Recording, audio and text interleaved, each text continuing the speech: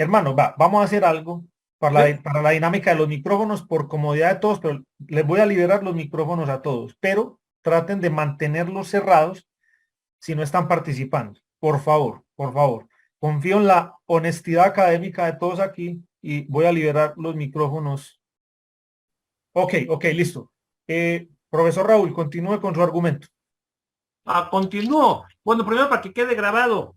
Una vez que uno acepta una entrevista, una cosa de estas, ya pierde uno los derechos de todo. Ustedes pueden hacerlo como se les dé la gana, hagan con ella lo que quieran. ¿Hecho?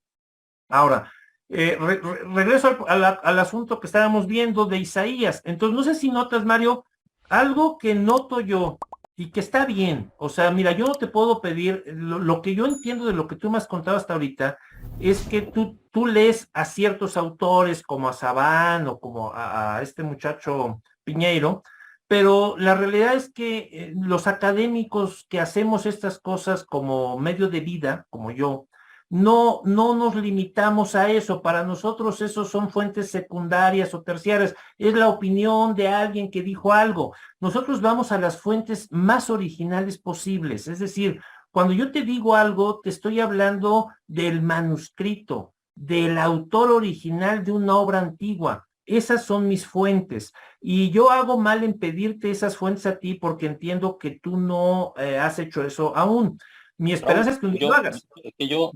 a ver, lo que pasa es que entiendo lo que tú dices y sé que no lo estás haciendo por prejuicio, pero tú no sabes lo que yo he estudiado. Yo también he tratado de estudiar. De Sí, hecho, yo partí estudiando griego con la Universidad eso. Entonces de Israel fíjate, y también a estudié eso me refiero. literatura hebrea en la Universidad de Murcia. Entonces, Ok, y también he participado en libros de historia y también estudié ingeniería también. Entonces, pero no no te estoy, a dedicas a ver, esto. Mira, te lo voy a poner no, así. pero espérate. No te dedicas a esto de profesión, no vives de esto, ¿sí? Pero ¿qué tiene que ver eso? Lo que pasa, Ah, entonces, o sea, a entonces, ver, es que, a déjame ver, explicarte que, lo que pasa es que espérame, bajo ese, no, no, me vas a déjame tener que decirte una esperar. cosa, Señores, Me es vas a que tener que bajo ese esperar un segundo. argumento, Necesito que me Platón no podría escuches. ser No, filósofo hoy día. necesito que Mario, me, deje hablar, por favor. Mario, necesito, sí, No escucho al profe, interrumpamos. no, ahorita te escuchamos necesito a que ti, me por favor. escuches, necesito que me escuches porque no estoy atacando tu formación o tu información. Se trata de una metodología de trabajo. Se trata de así como los médicos se preparan para ser médicos, tienen ciertas prácticas, en las ciencias bíblicas también. Entonces, de las respuestas que me das, lo que yo veo es que no tienes esa formación de ir a las fuentes. Y lo que te estoy diciendo es que necesitas adquirir esa formación y esa información. ¿Queda eso claro? A ver, si yo aprendo lo que es E igual a C MC al cuadrado, yo no necesito necesariamente tener un doctorado en física. Yo entiendo cómo funciona No, no la me, astronomía, la no física, me y todo, estás pero eso no entendiendo. significa. Sí, pero espérate, lo que pasa es lo siguiente, hay conceptos en la Biblia que son súper duros, son como trampas de ratón. Por ejemplo, que si tú le sacas un elemento es funcional. Por ejemplo, Jesús jamás le predicó a un gentil. Y el tema de Jesús no eran los gentiles, bajo ningún punto de vista. Los samaritanos son del pueblo de Israel, la mujer samaritana. Los tres casos que se le acercaron a Jesús de gentiles fueron ellos hacia Jesús, no Jesús hacia ellos. Es más, a una mujer la maltrató, entre comillas, usando y viendo un lenguaje bien objetivo. Pero jamás, incluso Jesús se enojó 3 veces. Que presenta un Jesús que poco menos nunca se enoja. De hecho, lloró de rabia cuando pasó esto de Lázaro. Entonces, eh, si yo me voy a eso, y analizo todo lo que también Pablo hizo, Pablo en ningún momento intentó crear una religión. El cristianismo fue creado mucho más adelante, digamos. Pablo muerto, digamos. Entonces, ese grupo de los cristianos que tú dices, en mi entendimiento y mi conocimiento no existió nunca, salvo después con el nacimiento de lo que después terminó siendo la iglesia Bueno, católica. déjame entonces decir que sí existe ese grupo en el libro de Hechos, pero todavía no voy a ir allá. Se llama el Camino. No se llaman cristianos, se llaman a sí mismos el Camino o los seguidores del Camino en el mismo Evangelio, los Nuevos Testamentos. Pero a lo que voy no es a eso. A lo que voy es a que cuando tú lees, por ejemplo, un ejemplo sencillo, cuando tú lees una obra traducida de un autor contemporáneo, del inglés al castellano, se puede perder información en la pura traducción, Por eso uno tiene que ir a leer a los autores en los idiomas originales, si de verdad quieres hablar en serio del autor. Eso es rigor, lo que llamamos rigor académico. Así se tiene que hacer. No es que yo quiera o no, es que si no lo hago así, no está bien hecho, ¿ok? A eso me refiero cuando digo, cuando te dije hace ratito, acerca del Talmud o de otras. Si uno va a hablar de eso, uno tiene que ir a leer las ediciones críticas de de un manuscrito. Por ejemplo, tengo yo un manuscrito de los evangelios, pero tengo miles más. Y por decir algo, el libro de Hechos tiene 2000 palabras más en uno que en otro. Entonces, ese tipo de cosas se tienen que revisar en el testigo. ¿Sí te queda claro esto? No en Sabán ni en nadie contemporáneo que saque un No, libro no, no, sobre eso. pero Raúl, eso yo lo he hecho. Yo te menciono a ciertos autores que tienen cierto peso de cosas que también he leído. Por eso yo te digo, mira, yo lo he leído todo porque también podría, que me ha pasado. Pero Digo, entonces, oye, yo mira, estudié te esto, voy a estudié esto. pedir algo. Si me vas a decir, yo lo leí en Sabán, dime, es la opinión de No, no, Sabán. No me digas que él tiene la es, verdad sobre algo del Talmud, porque eso no es cierto. es que nunca he dicho eso. Lo que pasa es que también me ha pasado al revés. Cuando yo le he dicho a algunas personas, oye, yo he estudiado esto, mira, lo estudié en griego, o estudié en hebreo, perdón, Sí, pero eso es tu opinión entonces.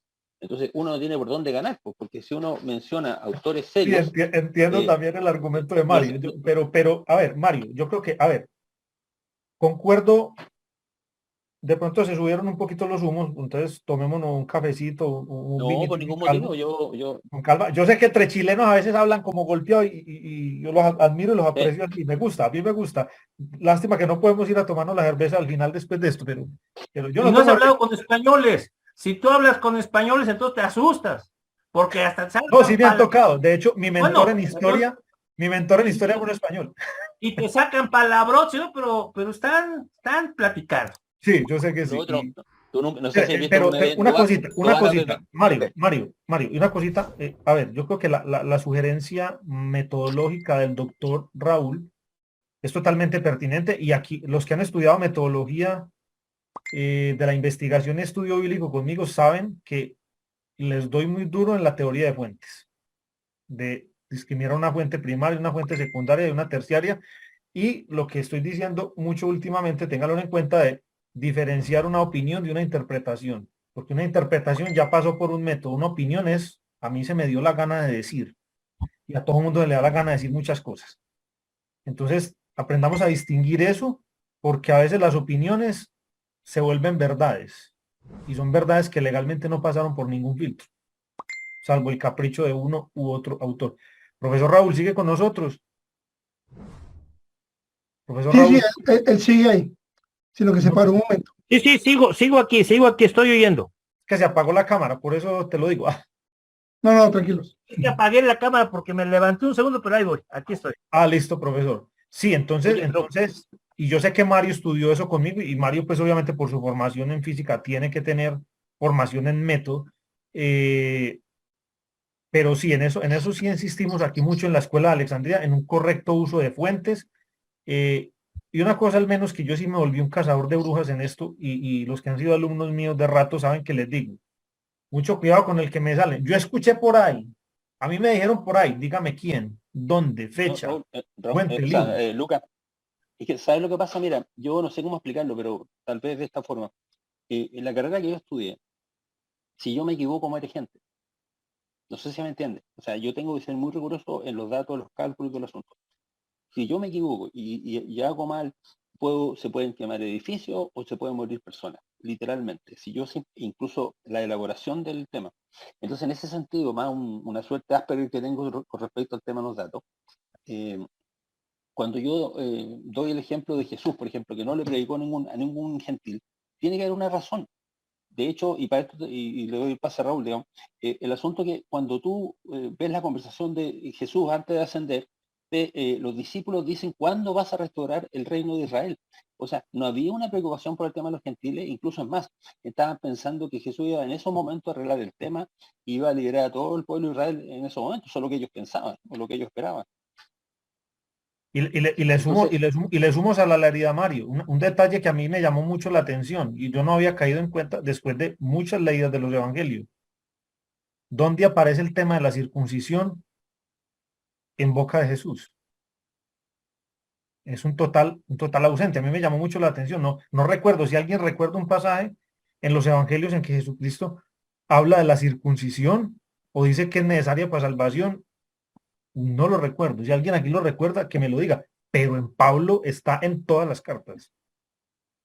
Y una cosa muy Está simple. en ¿Dónde contra, ¿no? dice que Jesús va a venir Sí. por segunda vez? ¿Cómo? Y una cosa muy simple. ¿Dónde dice que el Mesías va a venir por segunda vez? Y en esa segunda vez se van a resolver los temas. Lo Bueno, pone en Pero boca de los eso, ángeles. Lo pone en boca de los ángeles en uno de los evangelios, al final. Pues no recuerdo. pero déjame decirlo sí, porque eso es también, pero importante, Mario.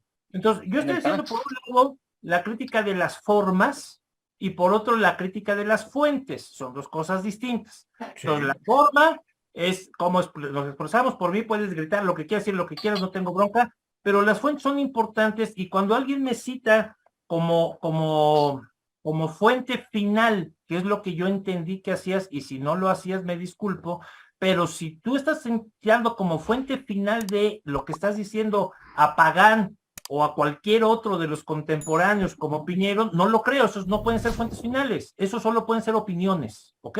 Porque ellos no son la fuente final. Ese es mi punto. o sea, no existe, o sea, las fuentes son fuentes, no existen fuentes primarias ni secundarias, son fuentes. No, Y sí, ninguno de ellos claro, cambia. no, Por lo espérate. tanto, Claro que existen fuentes primarias, secundarias y terciarias. La fuente primaria sí, es está el bien, pero manuscrito sinaítico. La fuente secundaria es una copia del no, pero sinaítico. La fuente terciaria es una traducción a otro idioma del sinaítico. Eso existe. ¿Cómo que no no, está existe? bien, pero como en general estamos hablando de las fuentes y por otro lado los documentos, o sea, pero todo lo que existe ahora por una persona muy experta o poco experta sigue siendo documentación, no es fuente. Entonces, Claro, pero una documentación documentación es que el sea más libro del importante. Mormón, documentación es el libro de Mormón y la perla de gran precio. ¿Y esa documentación para qué me sirve? Sí, está bien, pero no estamos, Eh, yo siento que te dos está yendo por otro. cositas, perdón Mario, que me gustaría precisar. A ver, en metodología, la investigación en ciencias sociales, eh, la pregunta de investigación y el marco teórico define qué es fuente primaria, qué es fuente secundaria y terciaria. Porque, a ver, Eusebio de Cesarea, según mi pregunta de investigación, puede ser fuente primaria, secundaria o terciaria. Y yo creo que el doctor me entiende este tema y creo que Mario también. Sí.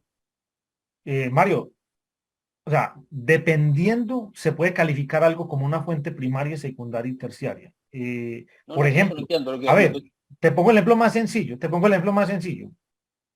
Hombre, si yo quiero estudiar la vida y obra del apóstol Pablo, pues mi fuente primaria van a ser sus cartas. Es que yo no tengo otro testimonio de mismo Pablo hablando de Pablo que sus cartas. Ah, tengo el de Lucas hablando de Pablo, libro de los Hechos.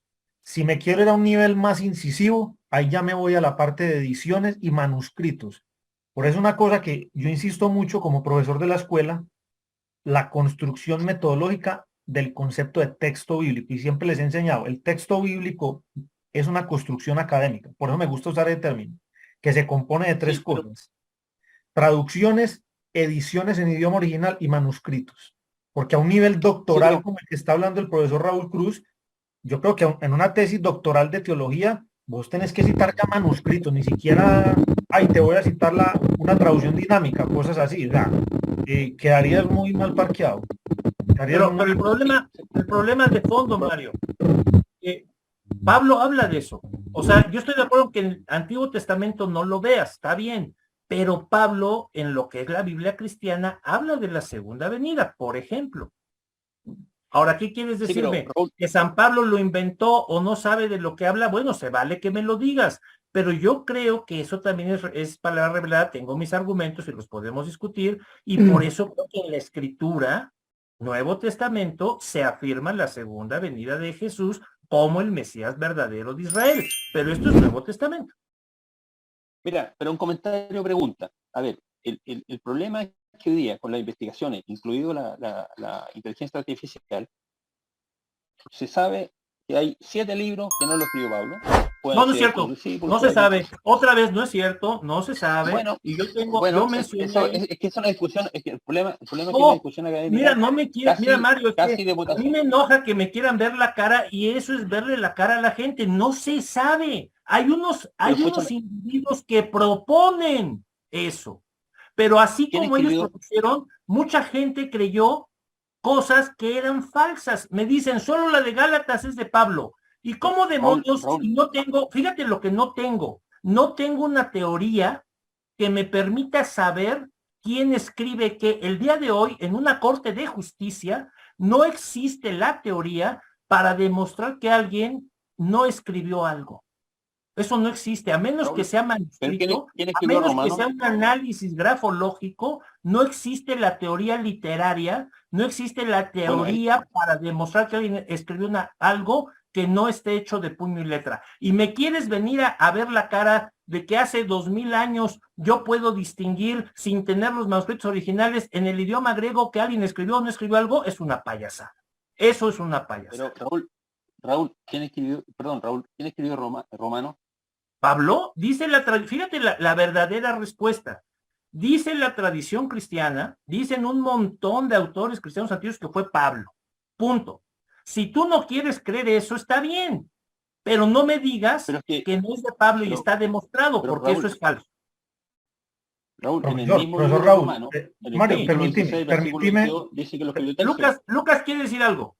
permíteme, yo hago una cosa que de pronto también haciendo acotación un poco de la información que pone Mario sobre la mesa. A ver, concuerdo en parte, puedo estar muy de acuerdo con el profesor Raúl Cruz en que no se sabe, pero sí sé que hay métodos inclusive para ordenador por parte de la crítica literaria de meter palabras en una computadora y mirar el uso que se hace de tales palabras, formas, modismos de ciertos autores, que por eso se rastrean algunos escritos y hay tesis de eso que sostienen. Sí. Y te doy un Pero ejemplo de obviamente cómo hay un eso. asunto ahí también de probabilidad, profesor. ¿Sí me No, entiende? pero te doy un ejemplo de cómo eso no funcionó. En un solo caso, Pessoa. Tú sabes, ve todo el trabajo que se hizo de Pessoa y sus heterónimos. Juraban esos expertos que mencionas, esos expertos decían que eran distintos autores. Y era el Y mismo todo, Pessoa. perdón, Y era el mismo Pessoa. y era el mismo Pessoa. Porque no tiene, Raúl, mira, si tuviéramos una teoría tan robusta, se usaría en las cortes de justicia. No la Raúl, tenemos. sí, hoy día se está usando con la inteligencia artificial, pero lo otro es que yo te hice una pregunta. ¿Quién escribió el libro Romano? En el mismo Bueno, libro yo Romano, capítulo insisto, 16, capítulo insisto, 16, versículo 21, 22, insisto. dice, yo Tercio que escribí esta, espérate, yo Ah, Tercio bueno, escribí esta claro, epístola. cierto, pero es que Ahora, tienes que fíjate, conocer cómo se pero déjame escribe en el terminar mundo antiguo. En el pero- mundo antiguo sí, pero tienes un espérate, escriba. A Jeremías no lo escribió Jeremías, lo escribe Baruch, pues sí. ya, pero espérate, lo que pasa es lo siguiente. Si tú revisas los otros libros de Pablo, ninguno está dice yo Pablo, siempre es uno en tercera persona y habla de Timoteo, que es el ayudante Tercio. Entonces, ¿qué es lo que pasa? Mira, yo no Llegar a voy, una creencia, déjame ponerlo pero- rápido, mi querido Mario. Yo no discuto las posibilidades, yo creo que esas posibilidades son reales, existen. Yo lo que discuto es afirmar que A se ha ciencia cierta, a demostrado que no rajatabla. son de Pablo cuando eso nadie lo ha pero es que el demostrado. mismo, Se ha sí, pero propuesto es que el que es mismo texto, diferente. pero espérate, lo que Fíjate pasa es lo que que yo existe la posibilidad discuto. también Yo de que Tercio haya discuto escrito el todo. uso, yo lo que discuto, mi querido Mario, contigo es el uso preciso de las palabras en castellano. Lo que dices, no lo dices con cuidado y te atreves a afirmar cosas que no son ciertas y no te No, das cuenta. mira, Si tú me dices, pero espérate, hay gente que ha propuesto esto, yo te creo. Si tú me dices, se ha demostrado que no, no te creo y te demuestro que no se ha demostrado. es que hay, pero escúchame, mira, el libro de Pablo, el libro de Pablo, todos aparecen escritos, yo, no dice yo Pablo, como yo, el apóstol, Juan, no sé cuánto. Lo otro, aparece un tercio del libro romano. Si existe una sola letra, puede haber sido tercio. Y ahí sí, y depende de nuestra creencia si nos Es ponemos que a no pensar pudo que haber sido Tercio. Tercio escribió la epístola a los romanos, Fue el es claro. amanuense, fue el amanuense. era un Sí, pues amanuense. Bueno, el que estudiaba para hacer eso. ya, pero es que hay una pregunta teológica muy importante, porque sucede que si nosotros nos ponemos en una situación donde pensamos que Pablo estuvo dictando hasta la última coma a Tercio, Eso no es la vida real, no funciona así. O sea, existe una No, alta probabilidad pero de quien no ha traición, vivido la revelación de Dios no puede saber cómo funciona. Nosotros es tenemos que de algo que se llama ahí entramos en teología. creencias, po. Profesor Yo sé Raúl que y mi Ah, querido Mario, les voy a pedir un favor. Tengan en cuenta que hay otras personas en la sala que quieren participar. La hermana Elizabeth ha esperado pacientemente. sí, entonces, yo dos me segundos. quedo callado. O sea, No lo estoy callando, profesor, sino que sí, sí. pensando No, también que pero sí hay personas. que participen, venga. No. Que siga Elizabeth. Sí, no.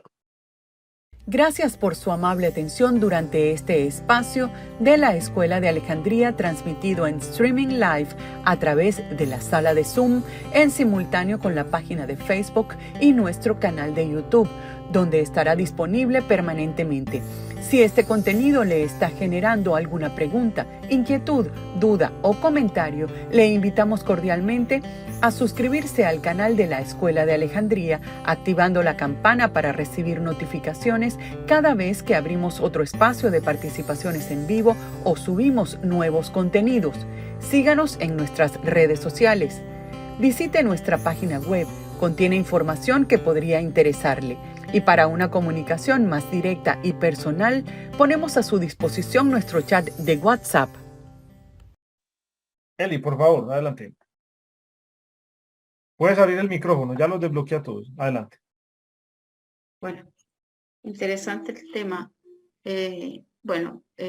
Agregar mi acotación es un poco en relacionado a lo que dice Marco. Y hay una norma, un mandamiento del Señor en la ley, que deja, él es muy sabio, porque él sabe de antemano todas las cosas que él iba a necesitar. Y deja un mandamiento en su ley súper claro, y esto lo ocupan todos los rabinos, porque es ley, y lo ocupó el Señor y también Pablo, que cualquier discrepancia en boca de 2 o 3 testigos, el tema se soluciona. Cuando hablamos de testigos, y viene ese trabajo, esa es una palabra que se usa mucho, ¿cierto?, en crítica, los testigos. En este caso, en las palabras del Señor, sus principales testigos, ley, salmos, profetas. Esos eran sus testigos. Entonces, lo que el Señor hizo y lo que el Señor y todo lo que se venía a venir, lo que el Señor profetizó, está en esos testigos. Ahora, otra cosa es que el Señor de la luz y del entendimiento para encontrar esa voz en esos testigos, creo yo. Eli, perdón, te hago una pregunta, porque me gusta lo que estás diciendo, pero como yo no soy capaz de entrar a la iglesia sin el cerebro. O sea que lo que está en el Nuevo Testamento, que no está en el Antiguo, porque hay cosas que están en el Nuevo Testamento que no están en el Antiguo, no es verdad. O sea, eso se lo inventaron los autores neotestamentarios, porque ahí viene el dilema que yo estoy masticando hace tiempo, que se los he compartido a mis alumnos y a mi hermana, la revelación progresiva. ¿Eso es verdad o no? ¿Qué hacemos ahí? No, yo voy a ser honesta. Así como Pablo y Jesús hacen el Pablo con la gente de Berea y el Señor con la gente de Maús, que es esta idea de abrir el entendimiento, ¿ya? Y decirles, yo estoy ahí, en esas escrituras. Esas escrituras hablan de mí, porque las fuentes, como bien decía el profe Raúl, las fuentes o los testigos que usó Jesús y que usó Pablo era el Antiguo Testamento. Porque Pablo, yo voy a ser honesta, yo creo que Pablo no se inventó nada, ni tampoco recibió una especie de nueva revelación, sino que el Señor le da la luz para ver lo que está oculto, como dice, este gran misterio, lo que está oculto. ¿Por qué? Lo comenté yo ayer, esta idea, por ejemplo, de que los ¿cómo se llama? Los saduceos no creen que, no, dicen que en la Torá no está la resurrección. Entonces, y eso se repite como loro. Entonces, Eli, pero hay- mira que magistralmente, ¿recuerdas qué versículo le citó? Y eso, yo me demoré en entenderlo, pero cuando me explicó eso, eso se lo aprendió el profesor Julio Trébol. No es gratuito el texto que Jesucristo le cita a los saduceos. Y le ah, cita precisamente, yo soy el Dios de Abraham, yo soy el Dios de Isaac y el Dios de Jacob. ¿Y dónde está eso? en la Torá, Claro. exactamente. Y esa es la forma que ¿cómo se llama? La comunidad judía del primer siglo toma y encapsula para sí mismo esta suerte de revelación, ¿cierto? En que ellos dicen, nosotros somos los que tenemos, ¿cierto? Esta sabiduría revelada y por lo tanto solamente se transmite a través de nosotros. Entonces es un poco la temática que ha llevado 2000 años y que todavía el judaísmo se planta en esa tesis de que lo que nosotros digamos, lo que nosotros vemos, lo que nosotros se nos ha sido revelado, eso es. ¿Por qué? Porque nosotros somos pueblo de Dios. ¿Ya? Entonces la revelación, si nosotros no lo hemos visto, entonces no existe. Así de plano. Por lo tanto, es decir, los testigos, es lo mismo que decir, los testigos no han hablado, están callados. La pregunta es, ¿no te han hablado a ti? Entonces ahí viene el testigo que yo creo que tiene esta misma idea, así como fueron testigos 12 tribus de Israel y se plantó una Torá, se plantó unos salmos y se plantó toda la historia de los profetas y fueron testigos. Asimismo, estos nuevos testigos de esta luz que se le da a, ¿cómo se llama esta? No nueva, sino, yo no me gusta decir nueva revelación porque aparece como que antes nunca, como que no estuviera en el Antiguo Testamento.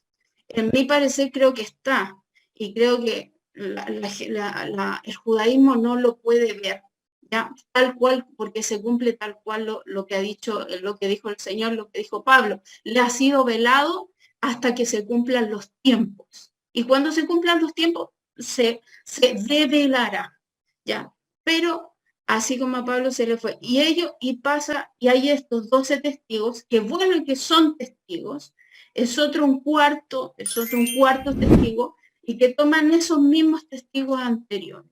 Entonces, como dice bien el profe Raúl, esa es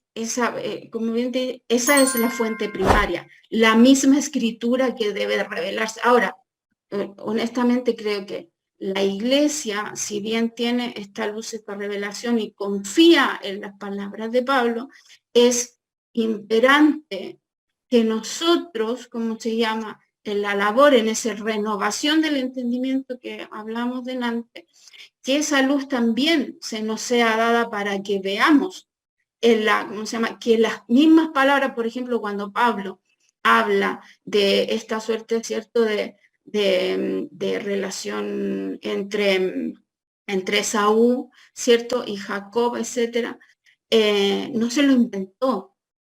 Él sabía perfectamente que lo que estaba interpretando era parte de lo que hoy le llaman en el judaísmo esta revelación por capas, pero que está ahí y ellos la usan. Entonces no me puede mentir, ellos usan esta revelación por capas, ¿ah? Pero la usan a su propio beneficio. Entonces, Dios, nada más sabía que ya se le va a pagar el teléfono a Dios. Mira, qué bueno. Aquí. Willy, organiza tu micrófono que está generando una interferencia. Eso. Dale, Eli, concluye lo tuyo. ahí, listo. Perdón. Dale. Sí, esta suerte de que la revelación está ahí, pero obviamente lo que se revela va siendo por capa, es lo que decía, el judaísmo la ocupa, y la ocupa un montón, pero nosotros siempre tenemos ese temor de ocuparla, porque siempre estamos en el nivel de la literalidad, ¿ya?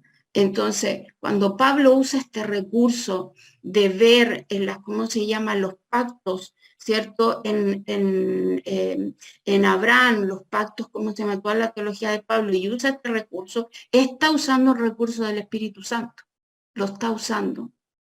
El recurso de la revelación que le permite ver lo mismo que usan los judíos para otras cosas. Entonces, es como mi acotación en eso, en decir en que, un poco llevando a lo que decía el Raúl, en que nosotros también hemos sido, el Señor ha puesto el Espíritu en nosotros y también podemos tener esa revelación y no hay que tener miedo en eso. Y igual que en el judaísmo, usemos lo que la ley que dejó el Señor. O sea, entre 2 o 3 testigos. ¿Qué hace el judaísmo? Plantea qué es lo que dice la Torá. Y si los salmos y 2 o 3 y 1 o 2 profetas confirman lo que se está planteando, lo que palabras en el, ¿cómo se llama?, en la Torá dicen, listo, el problema resuelto, eso es así. Ahora, que otro lo venga a discutir y que lo plantee, que diga que eso no es así, bueno, ya es otro tema, como dice el propio. Pero dos o 3 testigos se resuelve el problema. Con respecto a lo de la revelación progresiva, mi querido Lucas, ¿has pensado, dice Pablo, no se puede entender lo espiritual sino mediante el espíritu, y así vamos acomodando lo espiritual, lo natural, ¿no? ¿Has pensado que tal vez, como dicen algunos pensadores, como no teníamos Espíritu Santo antes de que Cristo resucita y viene el día de Pentecostés, hay mucha revelación que no se da precisamente porque la humanidad no tiene un espíritu para comprenderla? ¿Qué piensas de eso? Porque esa es una explicación típica para esto de la revelación progresiva a partir sobre todo del día de Pentecostés. Me gusta su planteamiento. A ver, yo quiero afirmar. Yo estoy Y antes de que estudiando lo digas, piensa en esto, de Satanás no sabemos casi nada. en el Antiguo En el Testamento. Antiguo Testamento. Sí, Pero en estoy de el acuerdo. Nuevo ya con espíritu, ahora, No lo presentan casi con cara. Nos lo presentan casi con cara. De hecho, a mí me yo parece eso muy le llamo llamativo. revelación progresiva. De hecho, me parece muy llamativo y muy concluyente el mismo prólogo del libro de Hebreos. En otro tiempo el Señor, bueno, los que lo recuerdan, no soy capaz de citarlo. Polímeros, ¿te acuerdas del griego? Polímeros, ¿qué politopton? En pedacitos nos fue hablando. Polímeros, ¿qué politopton? Sí, eso es bien interesante. Ahora ya tenemos. Por eso cuando Juan dice que a Dios nunca lo comprendió nadie jamás y el unigénito hijo que está en el centro, él nos lo exegetizó. Eso es tremendo. Pero, profe, bueno, le voy a decir una cosa y lo va a sorprender. ¿Por qué a mí me ha gustado masticar todo este tema de la revelación progresiva? Pues es un estudio interno y es algo que he estado reflexionando, leyendo, tratando de informarme. Por ahí he comprado algunos libros para tratar de informarme mejor. Porque para ciertas posturas teológicas es ponerse un anzuelo en la boca. Voy a ponerle un ejemplo. Si afirmamos la contundencia de la revelación progresiva, el dispensacionalismo tiene razón. Probablemente lo tenga. Y tiene peso, porque, digámoslo así, el dispensacionalismo se basa en eventos y en desarrollos teológicos de los 2 últimos siglos, pero porque pasaron históricamente cosas los 2 últimos siglos, sobre todo en el siglo XX con el Estado moderno de Israel. Bueno, eso no es un misterio. Entonces, en ese sentido, pasaron cosas que los autores del pasado no tenían por qué comprender, no tenían por qué saber explicar y Dios las reveló, revelación progresiva. Pero hay un problema. Fíjate, y en ese sentido, profesor, siguiendo el pero espérame argumento. un segundo, antes de que sigas, fíjate cuál es la bronca aquí, que se supone que este periodo histórico no está revelado en el Antiguo Testamento, porque este periodo de los judíos y los gentiles haciendo un cuerpo, eso era un secreto, así que no puede estar predicho. En el Antiguo no, pero en el Nuevo sí. Según, no, pero según la postura escatológica. Pero ahí entra la nueva revelación. Hasta que Pablo nos lo cuenta, pero entonces no puedo interpretar nada del Antiguo porque el Antiguo no lo sabía y no está contado porque Dios no se lo dijo a nadie nunca, dice Pablo. Y no está pensando en esos términos. Eso también es una cosa que entiendo yo, de que yo no le voy a pedir a una persona que vivió en la época del primer templo que acepte valores de la época del Segundo Templo o después de la destrucción del Segundo Templo, porque, a ver, culturalmente no le va a dar para eso, no va a ser. Otro detalle, Lucas. Y otro detalle, el que exista revelación progresiva en ciertos aspectos no significa que entonces toda la teología dispensacional está bien, que es lo que normalmente hace que las personas se alejen de la revelación progresiva, porque ellos toman la revelación progresiva como el argumento de que todo lo que ellos presentan es verdad. Ellos pueden tener 4 o 5 elementos de verdad, como el preterismo puede tener 2 o 3 elementos de verdad, como el futurismo puede tener 2 o 4 elementos de verdad, pero nadie tiene la película completa. Entonces, asume una posición en contra de la revelación progresiva porque no está de acuerdo con la teología dispensacional, y eso es otra cosa. Ahora, es que, a ver, hay que entender una cosa, perdón, profe, una cosa que yo... Dale. Yo lo que querría añadir es que lo que yo entiendo del texto, lo que yo he podido entender, sobre todo yendo a la Peshitta, porque ya ven que a mí me gusta mucho, mi especialización está en el siriaco, es que estamos en un paréntesis. Es decir, que toda la era de gracia es un paréntesis y que cuando seamos llevados con Cristo, sigue la historia. Pero no puedes interpretar nada de que ya llegó el Armagedón y todo eso ahorita. Ese es un paréntesis nunca revelado. Esa es mi interpretación de esto. Interesante, profe. No sabía lo de su especialización en la Peshitta. Bueno, a ver. Otra cosa que yo digo. No quiero quedar aquí como defensor de una teología, pero siguiendo la misma línea argumental, ¿por qué nos parece tan descabellado la explicación teológica progresiva que se va a dar y que concluye con toda la doctrina de la Trinidad?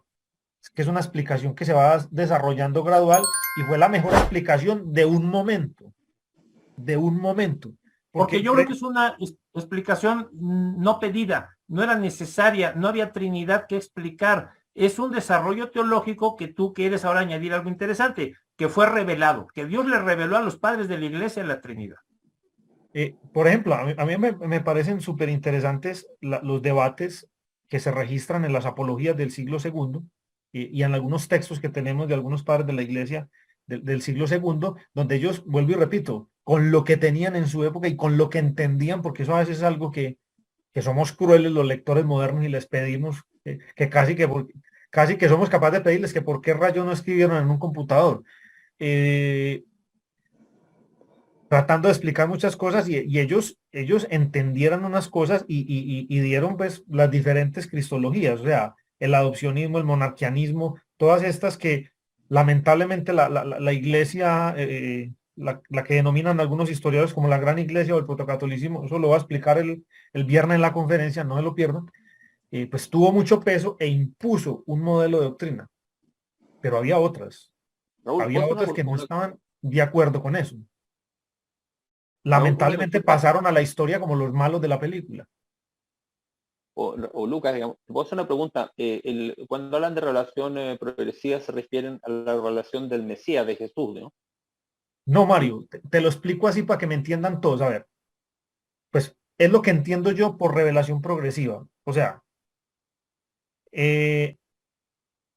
a los patriarcas Dios no les reveló ni nombre ni nada, ni ley ni nada. Simplemente les dio una promesa a Abraham. Listo, un pedacito de revelación. A Moisés, Dios le dio la ley con todo lo que lleva, con el santuario, los moadim, los sacrificios, etcétera. Llega Jesucristo y agrega más cosas. O sea, ¿a qué me refiero?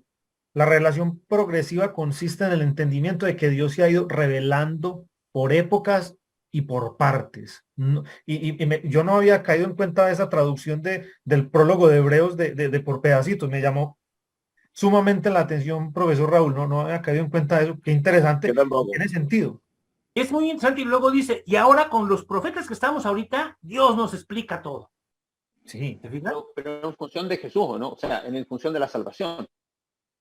No, en función de todo, mira, yo entiendo que la salvación puede ser importante, pero hay mucho más que el plan de salvación en el problema de Dios y la existencia. O sea, tienes una guerra con un ser espiritual que está robándose a tus ángeles, es una bronca de magnitud universal, cósmica, y la salvación es parte del problema, pero el problema es mucho más amplio. Tienes un montón de seres espirituales ahí en broncas. Una pregunta desde la más absoluta ignorancia, pero un tema matemático. ¿Qué pasa con hoy día con los 2.000 millones de personas que ni siquiera han escuchado el nombre de Jesús? Ni siquiera saben qué significa Jesús, menos algo de la teología. Y Mario, pero ahí está explicado en los mismos capítulos de Romano, Mario. Ese tema pero espérate, con respecto a la predestinación, porque en el fondo el cristianismo postula una salvación que va en función de creer en alguien. Entonces, y esa revelación progresiva no se da para toda la humanidad. Entonces ahí se produce una contradicción numérica que raya en el tema de la predestinación. No sé cómo se resuelve eso. Estoy preguntando desde la ignorancia, digamos. A lo mejor no estoy entendiendo bien algunas cosas. Sí, pero no me dan los números. No sé si alguien quiera hablar primero, pero en esencia, al menos lo que yo creo que tiene que ver es que eso es algo que le toca a la iglesia. Es decir, precisamente nos deja aquí Cristo como sus embajadores, como el Cristo en la tierra, hoy la suma de su iglesia, para llevar a esta gente a este bote salvavidas que es el cristianismo, para que puedan tener una mejor resurrección que es esta de los cristianos. Si eso no pasa, algo que decía ahorita Lucas que es muy interesante, a Abraham le hizo promesas que nunca le cumplió, jamás le dio la tierra, por ejemplo. No las vio en vida, no las vio en vida. No, entonces tiene que resucitar. En la tradición rabínica esa es la resurrección de los justos, de la que se habla también en el Nuevo Testamento, y también hay una resurrección de los injustos. Y de acuerdo a eso, mi querido Mario, pues entonces todos aquellos que hayan vivido queriendo servir a Dios, entonces van a ser justos. Y los que hayan vivido ofendiéndolo, etcétera, esos van a ser injustos y cuando resuciten van a ser juzgados de acuerdo a las obras que hayan hecho. Eso es lo que yo entiendo que dice la Biblia. Pero hay gente que no tuvo la oportunidad de ser educado en una condición ética moral que a lo mejor es la mínima razonable y por lo tanto nació en un, no sé, en un hogar de asesino y todo el asunto y ni siquiera le hablaron nunca a Jesús, entonces hay una predestinación aparente sobre él, porque si él es justo por definición. Pablo habla de la... Nadie nace pecador, digamos. ¿Te acuerdas que Pablo habla de la ley para sí mismos? Inclusive Romanos ahí capítulo 1 y 2. Romanos y ustedes que están hablando de la arqueoastronomía, él ahí inclusive menciona parte de esto de la palabra de Dios en las estrellas, todo lo que escribió Bullinger en el Testimonio de las Estrellas, todas esas cosas que a lo mejor ven mañana, él mete ese discurso y dice, por eso no tienen su justificación, porque ahí está Dios, es revelado en las estrellas, pero además, en una forma de interpretar eso, que creo que tienen razón, pero además él dice, pero ellos son ley para sí mismos. Y entonces se les va a juzgar en función de lo que ellos consideraban que era correcto o incorrecto. ¿No te acuerdas que Pablo habla de todo esto? Pero eso no sería contradictorio con respecto a que en el fondo van a ser juzgados con respecto a lo que el mundo evangélico, sobre todo, de que solamente salvación por gracia, pero a ese grupo se le va a juzgar en función de cómo lo que hicieron o lo que no hicieron. Claro, porque por eso tenemos distintas resurrecciones y distintos, ahora sí que aunque no les guste, economías, distintas administraciones o dispensaciones en las cuales Dios trata diferente con la gente. En esta... No hay una cosa pareja. Pues aquí la única cosa que tienes de haber la suerte o la predestinación, como tú quieras, que yo no creo en la predestinación porque el término griego quiere decir límites, no que te predestinas, sino, y viene el enorme problema de qué tanto sabe Dios con todo el teísmo Sí, todas son otras broncas. Ahí nos metemos con otro lío, profe. Pero entonces, limitarnos a una cosa muy tradicionalita, muy básica, en esencia, Dios está dando ahorita un periodo del año de la buena voluntad agradable que acabamos de leer, en donde si tú te haces siervo de Cristo, tienes ya garantizado que eres una nueva criatura, eres una mezcla de espíritu y carne física, vas a resucitar con el cuerpo como el cuerpo que Cristo tiene, y eso te da un futuro.